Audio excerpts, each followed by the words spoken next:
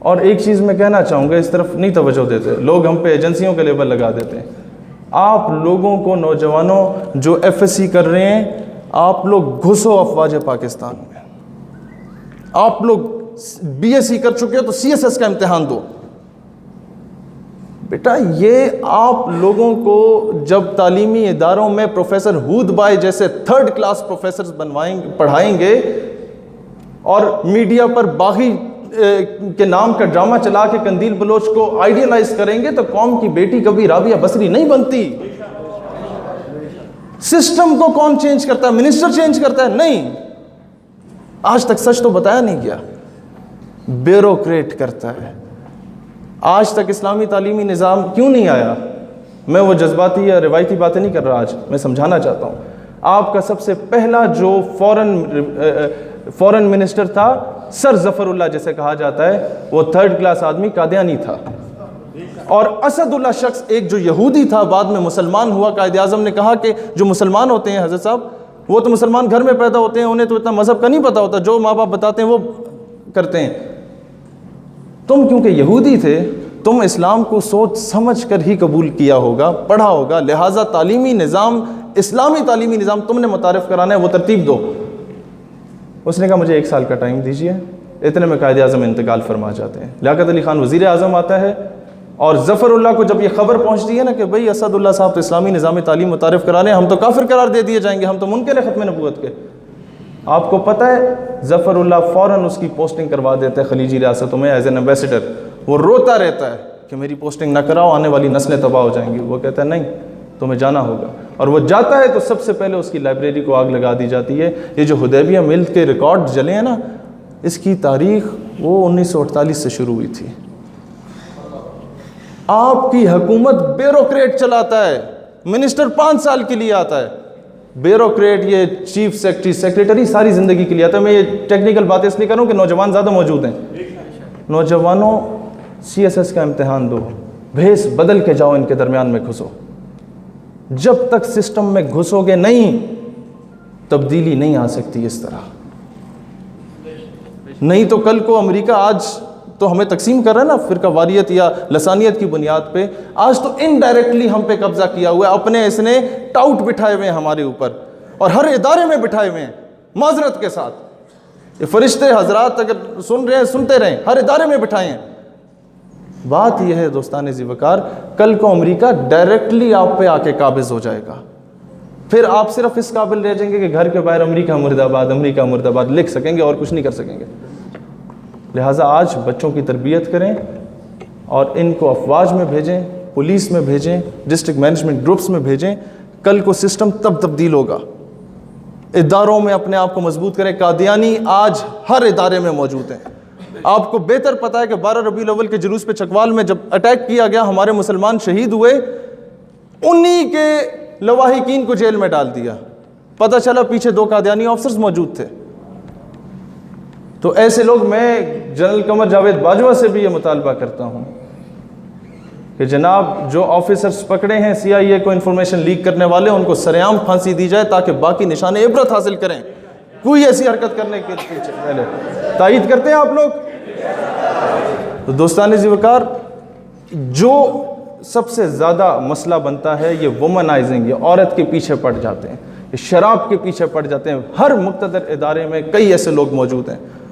آج ہمیں ضرورت ہے کہ ہمیں اپنے افواج کا ساتھ دینا ہے، لیکن درمیان میں ہر ادارے میں موجود غداروں کو نکالنا ہے، چاہے وہ حکومت میں ہو، چاہے وہ کوئی منسٹر ہو، چاہے کوئی وزیر ہو، چاہے کوئی مشیر ہو.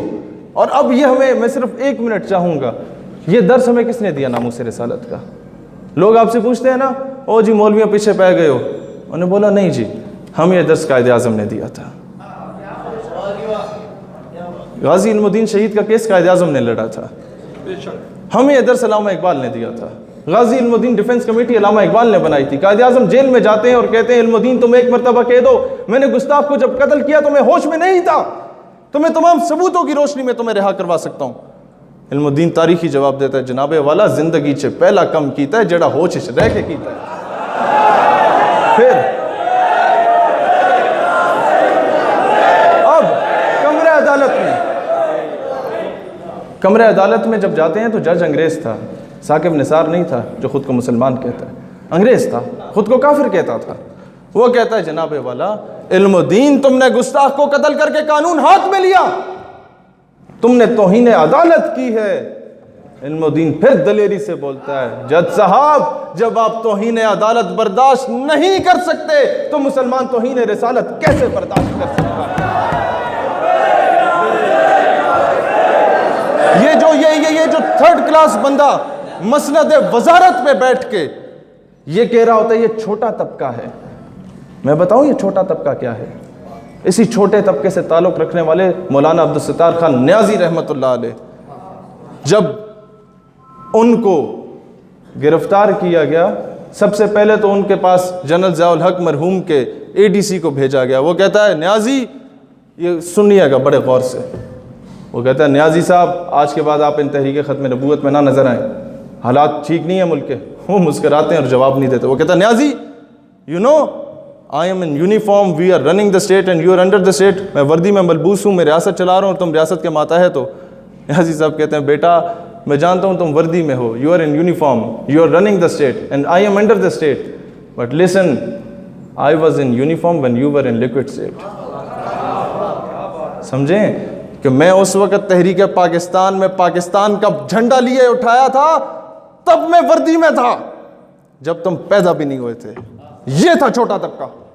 کمرے عدالت میں لے کے جاتے ہیں، جج بڈھا نہیں تھا ثاقب نثار کی طرح، جوان سا تھا، نیا نیا آیا تھا۔ وہ کہتا ہے نیازی میں نے تمہارے ریکارڈ اٹھائے، تمہاری ساری زندگی تحریکوں میں گزری ہے، طنز کرتا ہے۔ نیازی صاحب کہتے ہیں مسکرا کے بیٹا اگر تمہاری زندگی، اگر تم نیازی کی زندگی تحریکوں میں نہ گزرتی تو تم آج اس کرسی پہ نہ بیٹھے ہوتے، کسی تھڑے پہ پکوڑے بیچ رہے ہوتے۔ یہ تھا چھوٹا طبقہ۔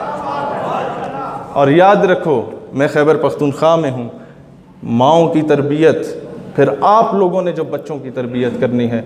وہ ایک 6 ستمبر کی تقریب تھی، ایک جوان شہید ہوا تھا ہمارا ہندوستان کے خلاف، تو پٹھان ماں کو بلایا جاتا ہے کہ تمہارا بیٹا شہید ہوا ہے، کیا تاثرات ہیں؟ تو میں سمجھ رہا تھا پٹھان ماں آئے گی، روئے گی، کہے گی بچہ بڑا یاد آتا ہے، تو میں مر کھپ گئی ہوں۔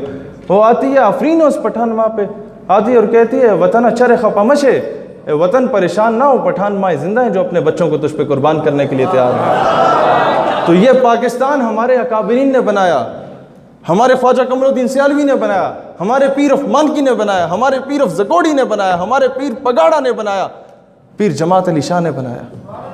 اگر کوئی کہتا ہے اس ملک کے ٹھیکیدار ہو، بولو ہاں وفادار بھی ہیں، چوکیدار بھی ہیں، ٹھیکیدار کہتے ہو ٹھیکیدار بھی ہیں، تمہیں اس پہ قابض نہیں ہونے دیں گے۔ اللہ اسلام اور وطن عزیز پاکستان کا حامی و ناصر ہو۔ پاکستان ہمیشہ زندہ باد، اور اللہ ان دلیر بزرگوں کا سایہ ہم پہ سلامت رکھے، آمین۔